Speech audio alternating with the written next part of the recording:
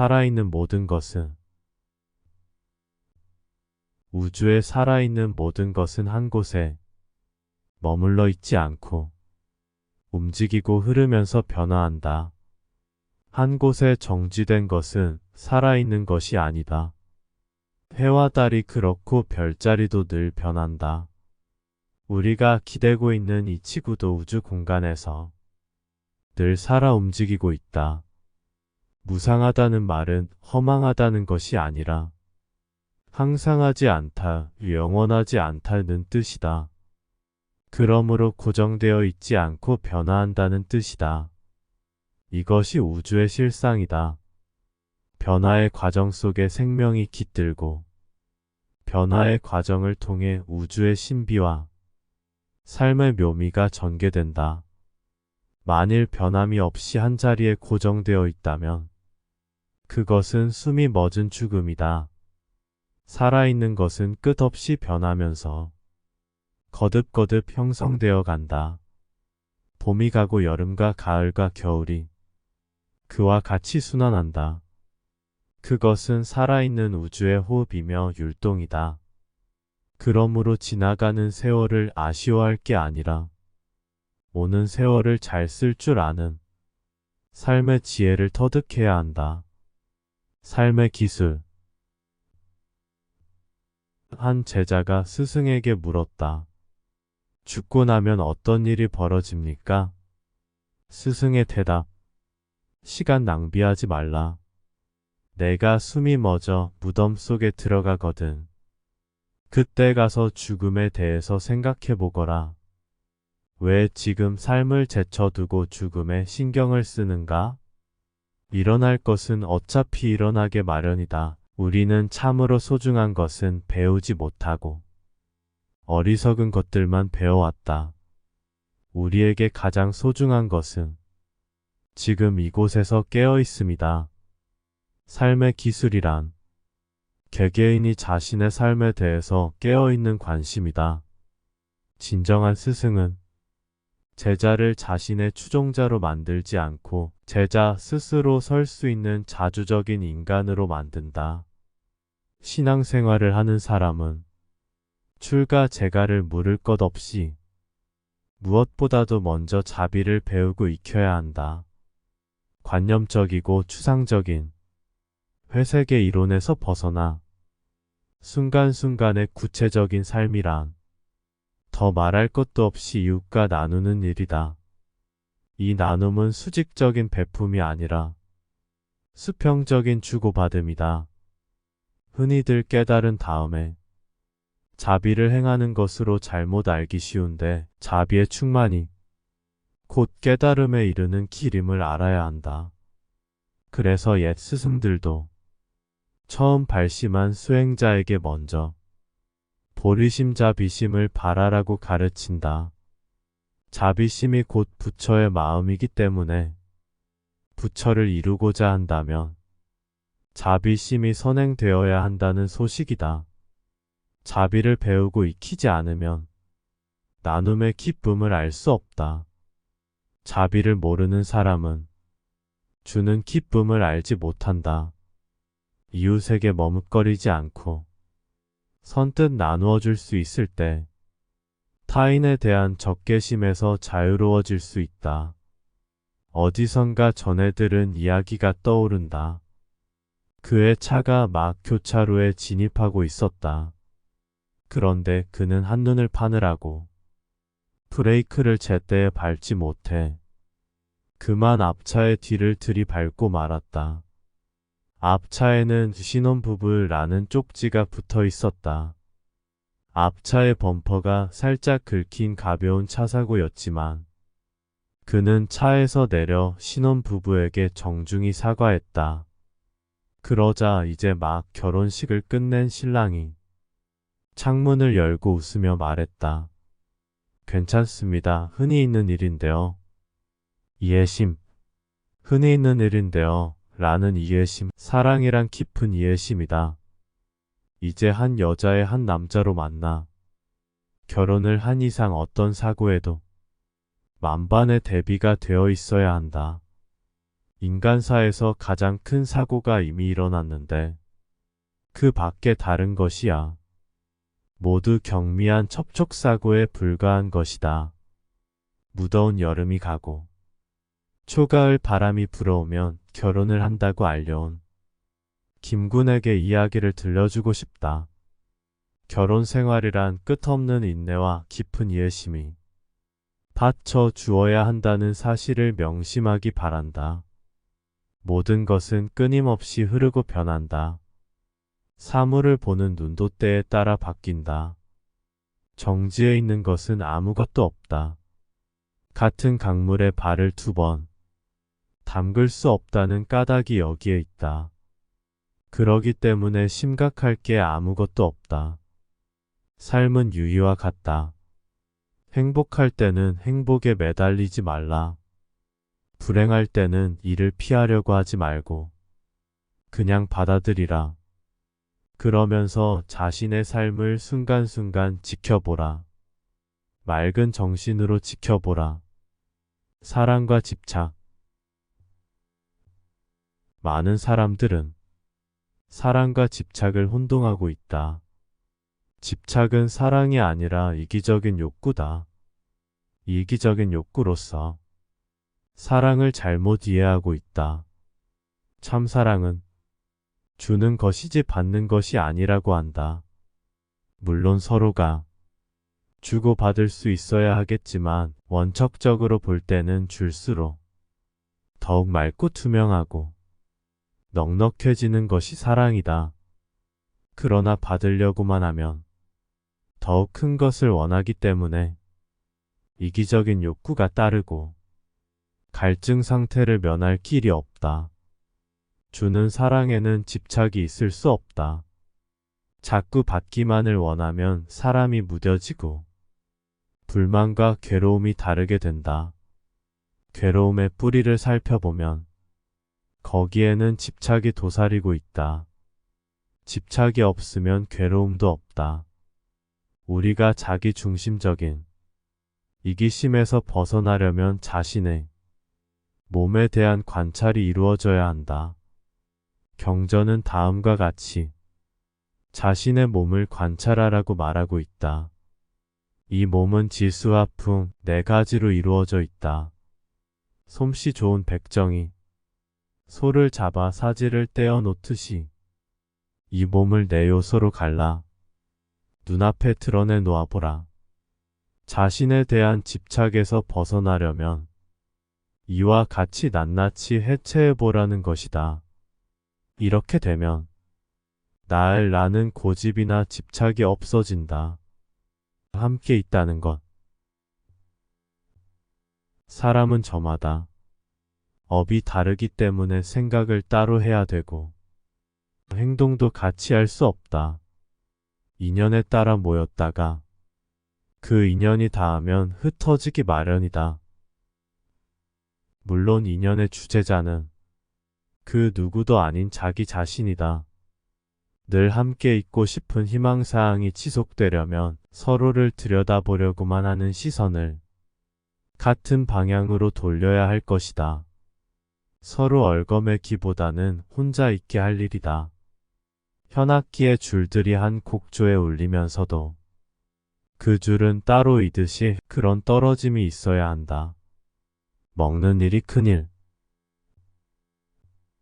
며칠 동안 집을 비우고 밖에 나갔다가 돌아오면 부엌에 들어가는 일이 새삼스럽다. 더 솔직히 표현하자면 끓여 먹으러 주방에 들어가기가 아주 머리 무겁다. 버릇이란 이처럼 무서운 것이다. 요 며칠 밖으로 나돌아다니면서 남이 해준 밥을 얻어먹다 보니 마땅히 손수해야 할 일인데도 남의 일처럼 머리 무거워진 것이다. 남이 해놓은 밥을 먹을 때는 그저 고마울 뿐. 밥이 질거나 되거나 혹은 찬이 있거나 없거나 어쩌다 둘이 한두 개 섞였다 할지라도 사람이 먹을 수 있는 음식이라면 그게 조금도 문제될 수 없다. 남이 차려준 식탁을 대할 때 그 고마움이란 자취를 해본 사람이라면 누구나 비슷하게 느낄 것이다. 사람이 먹는 음식을 놓고 투정을 부리는 것은 결코 복받을 일이 못 된다. 그런 사람은 남의 수고와 은혜를 모르기 때문이다. 살아있는 모든 것은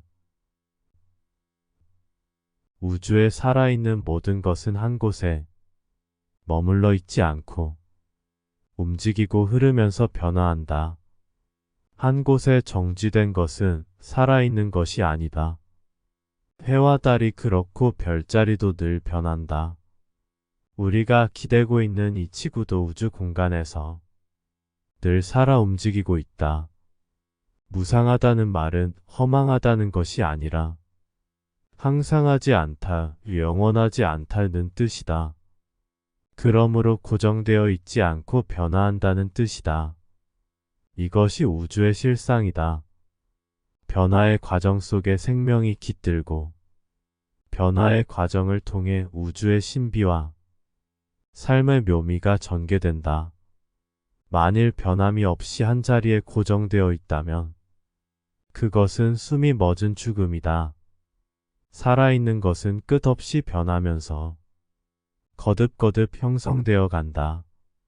봄이 가고 여름과 가을과 겨울이 그와 같이 순환한다. 그것은 살아있는 우주의 호흡이며 율동이다. 그러므로 지나가는 세월을 아쉬워할 게 아니라 오는 세월을 잘 쓸 줄 아는 삶의 지혜를 터득해야 한다. 삶의 기술. 한 제자가 스승에게 물었다. 죽고 나면 어떤 일이 벌어집니까? 스승의 대답. 시간 낭비하지 말라. 내가 숨이 멎어 무덤 속에 들어가거든. 그때 가서 죽음에 대해서 생각해 보거라. 왜 지금 삶을 제쳐두고 죽음에 신경을 쓰는가? 일어날 것은 어차피 일어나게 마련이다. 우리는 참으로 소중한 것은 배우지 못하고 어리석은 것들만 배워왔다. 우리에게 가장 소중한 것은 지금 이곳에서 깨어 있습니다. 삶의 기술이란 개개인이 자신의 삶에 대해서 깨어있는 관심이다. 진정한 스승은 제자를 자신의 추종자로 만들지 않고 제자 스스로 설 수 있는 자주적인 인간으로 만든다. 신앙생활을 하는 사람은 출가 제가를 물을 것 없이 무엇보다도 먼저 자비를 배우고 익혀야 한다. 관념적이고 추상적인 회색의 이론에서 벗어나 순간순간의 구체적인 삶이란 더 말할 것도 없이 이웃과 나누는 일이다. 이 나눔은 수직적인 베품이 아니라 수평적인 주고받음이다. 흔히들 깨달은 다음에 자비를 행하는 것으로 잘못 알기 쉬운데 자비의 충만이 곧 깨달음에 이르는 길임을 알아야 한다. 그래서 옛 스승들도 처음 발심한 수행자에게 먼저 보리심 자비심을 바라라고 가르친다. 자비심이 곧 부처의 마음이기 때문에 부처를 이루고자 한다면 자비심이 선행되어야 한다는 소식이다. 자비를 배우고 익히지 않으면 나눔의 기쁨을 알 수 없다. 자비를 모르는 사람은 주는 기쁨을 알지 못한다. 이웃에게 머뭇거리지 않고 선뜻 나누어 줄 수 있을 때 타인에 대한 적개심에서 자유로워질 수 있다. 어디선가 전해 들은 이야기가 떠오른다. 그의 차가 막 교차로에 진입하고 있었다. 그런데 그는 한눈을 파느라고 브레이크를 제때에 밟지 못해 그만 앞차의 뒤를 들이밟고 말았다. 앞차에는 신혼부부라는 쪽지가 붙어 있었다. 앞차의 범퍼가 살짝 긁힌 가벼운 차사고였지만 그는 차에서 내려 신혼부부에게 정중히 사과했다. 그러자 이제 막 결혼식을 끝낸 신랑이 창문을 열고 웃으며 말했다. 괜찮습니다. 흔히 있는 일인데요. 이해심. 흔히 있는 일인데요. 라는 이해심. 사랑이란 깊은 이해심이다. 이제 한 여자의 한 남자로 만나 결혼을 한 이상 어떤 사고에도 만반의 대비가 되어 있어야 한다. 인간사에서 가장 큰 사고가 이미 일어났는데 그 밖에 다른 것이야. 모두 경미한 첩촉사고에 불과한 것이다. 무더운 여름이 가고 초가을 바람이 불어오면 결혼을 한다고 알려온 김군에게 이야기를 들려주고 싶다. 결혼 생활이란 끝없는 인내와 깊은 이해심이 바쳐 주어야 한다는 사실을 명심하기 바란다. 모든 것은 끊임없이 흐르고 변한다. 사물을 보는 눈도 때에 따라 바뀐다. 정지해 있는 것은 아무것도 없다. 같은 강물에 발을 2번 담글 수 없다는 까닭이 여기에 있다. 그러기 때문에 심각할 게 아무것도 없다. 삶은 유의와 같다. 행복할 때는 행복에 매달리지 말라. 불행할 때는 이를 피하려고 하지 말고 그냥 받아들이라. 그러면서 자신의 삶을 순간순간 지켜보라. 맑은 정신으로 지켜보라. 사랑과 집착. 많은 사람들은 사랑과 집착을 혼동하고 있다. 집착은 사랑이 아니라 이기적인 욕구다. 이기적인 욕구로서 사랑을 잘못 이해하고 있다. 참사랑은 주는 것이지 받는 것이 아니라고 한다. 물론 서로가 주고받을 수 있어야 하겠지만 원칙적으로 볼 때는 줄수록 더욱 맑고 투명하고 넉넉해지는 것이 사랑이다. 그러나 받으려고만 하면 더욱 큰 것을 원하기 때문에 이기적인 욕구가 따르고 갈증 상태를 면할 길이 없다. 주는 사랑에는 집착이 있을 수 없다. 자꾸 받기만을 원하면 사람이 무뎌지고 불만과 괴로움이 다르게 된다. 괴로움의 뿌리를 살펴보면 거기에는 집착이 도사리고 있다. 집착이 없으면 괴로움도 없다. 우리가 자기중심적인 이기심에서 벗어나려면 자신의 몸에 대한 관찰이 이루어져야 한다. 경전은 다음과 같이 자신의 몸을 관찰하라고 말하고 있다. 이 몸은 지수와 풍 4가지로 이루어져 있다. 솜씨 좋은 백정이 소를 잡아 사지를 떼어 놓듯이 이 몸을 4요소로 갈라 눈앞에 드러내 놓아보라. 자신에 대한 집착에서 벗어나려면 이와 같이 낱낱이 해체해보라는 것이다. 이렇게 되면 나는 고집이나 집착이 없어진다. 함께 있다는 것.